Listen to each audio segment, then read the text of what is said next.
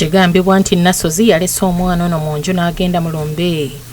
Lumuli nga abatuuze bane bategeezezza nga bw'aludde ng'aleka omwana ono mu nju yekka nga baagezaako okumugambako wabula ng'afuuyira ne gamulere okutuusa omwana bw'afiiridde mu nnyumba olw'ekiziiro. Ne tumutuuza ne tumubuulirira tuleka mwana mu nnyumba naye tewayise na myezi 2 kyekintu kyekimu kye yakoze agenza okudda.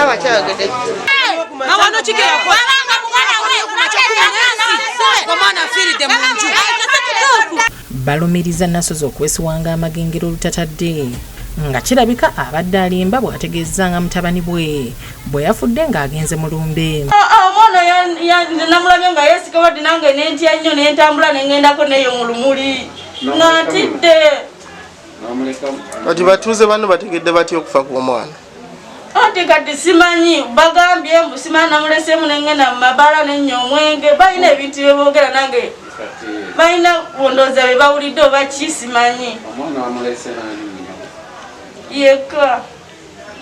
Wagenze saameka? Nagenze nga ku 7. Gwekiro? Wagenze wani?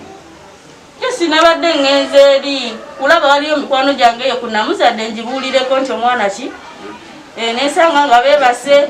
Ye taata w'omwana ono mukalazi Paulo mu nnaku ennyingi ategeezezza bw'ati. Babadde bampa amawulire neze nga sina kimu nange mbadde ndi waka ne bankumbisa tembeera mwenna yagenze n'alagajira omwana wa myezi 2 amulese mu nyumba agenze kusula mu nnyimbe zatamanyi nakumanya kuba yafudde si taata we. Omwana omulese mu buliri kitegedde omwana muto kubanga omwana omuto n'obanga ebbeere libadde lyagala kuyonka ko eddakiika ssaawa 2 omwana bwolina okukola ki neziba eddakiika 5 omwana olina okukola bawakoze eki waali embeera gyakola ki gyalimu. Zibadde teziri busa ne zireeta jjajja w'omwana neyeekola obusolosolo nga yeegayirya poliisi obutatwala muwala we mu kkomera ng'emulanga obulagajjavu.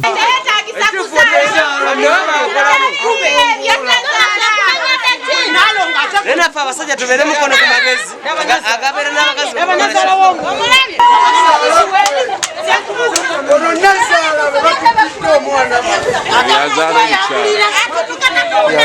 yazaala omukyayi jjajja w'omwana.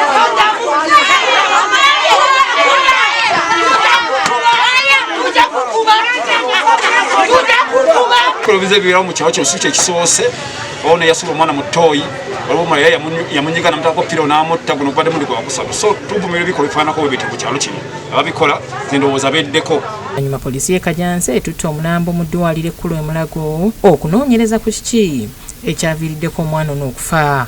Jovan Kibirige yakusakidde eggulire lino ku Rabukere TV.